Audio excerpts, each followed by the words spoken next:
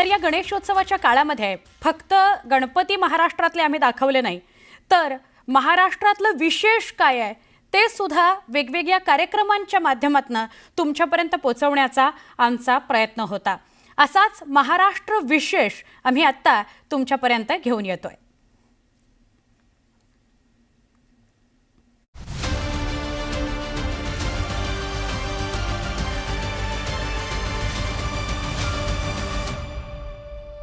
नमस्कार, मी अमित गद्रे। महाराष्ट्र विशेषमध्ये सगळ्यांचं स्वागत। या बुलेटिनमध्ये तुमच्या आमच्या उपयोगी बातम्या, विशेष सरकारी योजना आणि महाराष्ट्राच्या इतरही महत्त्वाच्या घडामोडींचा आढावा घेऊया। सगळ्यात पहिली बातमी मराठा आरक्षणासंदर्भातली। हैदराबाद गॅझेटियरमधील नोंदी विचारात घेऊन मराठा समाजाच्या व्यक्तींना कुणबी, मराठा कुणबी किंवा कुणबी मराठा जातीचं प्रमाणपत्र मिळवण्याची प्रक्रिया अधिक सुलभ होणार आहे। कारण ही प्रक्रिया अधिक सुलभ करण्यासाठी गाव पातळीवरती समित्या गठीत करण्याचा निर्णय घेण्यात आला। गाव पातळीवरती गठीत समितीमध्ये ग्राम महसूल अधिकारी, ग्रामपंचायत अधिकारी, सहाय्यक कृषी अधिकारी यांचा समावेश करण्यात आलेला आहे। या निर्णयाचा GR सरकारने काढत मराठा समाजाला मोठा दिलासा दिलाय।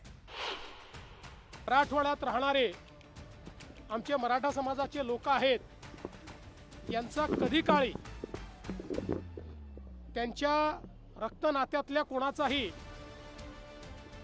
कुणबी म्हणून उल्लेख झाला असेल तर त्यांना आपल्याला नियमाने ते सर्टिफिकेट देता येतं आणि तो GR देखील इश्यू झालेला आहे। आणि त्यासोबत इतरही काही अनुषंगिक मागण्या होत्या, त्या सगळ्या मागण्या मंत्रिमंडळ उपसमितीने त्या ठिकाणी मान्य केल्या आहेत। प्रमाणपत्र देण्याची जी प्रक्रिया आहे, नियम 2012 यामध्ये जे काही गृह चौकशी म्हणजे चौकशी करणं त्याचं, यासाठी त्रिसदस्यीय देखील समिती आपण गठीत केली। त्यातली अगदी बॉटम लेवलला, अगदी खालच्या पातळीवर ग्राम महसूल अधिकारी, ग्रामपंचायत अधिकारी आणि सहाय्यक कृषी अधिकारी अशी त्रिसदस्यीय कमिटी गठीत केली।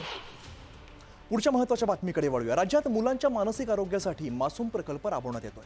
बालसंगोपन संस्थांमध्ये राहणाऱ्या समस्याग्रस्त आणि अल्पवयीन मुलांना मानसिक समुपदेशन करण्यासाठी महिला व बालविकास विभागाच्या माध्यमातून आदित्य बिर्ला एज्युकेशन ट्रस्टच्या एम्पॉवर संस्थेच्या उपक्रमामार्फत हा प्रकल्प राबवला जातोय। तर मुख्यमंत्री देवेंद्र फडणवीस यांच्या या निर्णयामुळे आतापर्यंत 3,337 मुलांना लाभ झाला। राज्याच्या विकासासाठी प्रशासनाने AIचा वापर करून अत्याधुनिक तंत्रज्ञानावरती आधारित सेवा द्याव्यात, त्यामुळे प्रशासनावरील कामाचा ताण कमी होईल। दक्षिणेतील राज्य प्रशासनात तंत्रज्ञानाचा मोठ्या प्रमाणात वापर करतायत आणि महाराष्ट्रही या क्षेत्रामध्ये आघाडीवरती आहे। ही आघाडी कायम ठेवण्यासाठी नाविन्यपूर्ण बदलांची प्रभावी अंमलबजावणी करणं आवश्यक आहे, असं मुख्यमंत्री देवेंद्र फडणवीस म्हणाले। मुख्यमंत्र्यांच्या अध्यक्षतेखाली 150 दिवसांच्या कार्यक्रमांतर्गत ई-गव्हर्नन्स सुधारणा मोहिमेत सहभागी विभाग आणि कार्यालय यांचा अंतरिम प्रगतीसंदर्भात आढावा बैठक पार पडली। 150 दिवसांच्या कार्यक्रमामध्ये जास्तीत जास्त कामं पूर्ण करावीत अशा सूचनाही त्यांनी केल्या। मुख्यमंत्री देवेंद्र फडणवीस यांच्या हस्ते मिलाप MIDC industrial land application and allotment पोर्टलचा ऑनलाईन शुभारंभ केला। औद्योगिक, व्यावसायिक आणि निवासी भूखंडाचं वाटप सुलभ करण्यासाठी, आर्थिक वाढीला चालना देण्यासाठी आणि गुंतवणूकदारांना आकर्षित करण्यासाठी मिलाप काम करतात। आता बातमी रेल्वे संदर्भातली। महाराष्ट्राच्या रेल्वे विकासाला आणखीन गती मिळणार आहे। पुणे लोणावळा रेल्वे मार्गावरील प्रवाशांची गर्दी कमी करण्यासाठी 3ऱ्या आणि 4थ्या मार्गासाठी राज्य सरकारने निधीला मंजुरी दिली आहे। तसंच बीड ते अहिल्यानगर या रेल्वे मार्गावर गाडी सुरू करण्याचा निर्णय घेण्यात आला। अजित पवार यांनी बीड ते परळी वैजनाथ या रेल्वे मार्गातील भूसंपादनाचे प्रलंबित प्रश्न तातडीने मार्गी लावण्याचे निर्देश दिले। उपमुख्यमंत्री अजित पवार यांनी 2 महत्त्वाचे निर्णय घेतलेत। या दोन्ही निर्णयांमुळे राज्याच्या रेल्वे पायाभूत सुविधांमध्ये मोठी वाढ होणार आहे। जिल्हा विकास व नियोजन समितीच्या निधीमधून आरोग्य, शिक्षण, स्वच्छता व पाणी पुरवठा आणि सुरक्षेची कामं करण्यात येतील, अशी माहिती महसूल मंत्री आणि अमरावतीचे पालकमंत्री चंद्रशेखर बावनकुळे यांनी दिली आहे। विकसित भारताचं ध्येय ठरवण्यात आलेलं असून त्यानुसार जिल्ह्याच्या विकासाचं ध्येय आणि त्यानुसार जिल्ह्यात कामं करण्यात येणार आहेत। जिल्ह्यातील अधिकाऱ्यांना दौरा करून त्यांचं विकासाचं व्हिजन जाणून घेण्यात येणार असल्याचंही पालकमंत्री बावनकुळेंनी सांगितलेलं आहे। आता बातमी नांदेड जिल्ह्यातून। नांदेड जिल्ह्यामध्ये गेल्या 2 दिवसात झालेल्या अतिवृष्टीमुळे मोठं नुकसान झालं।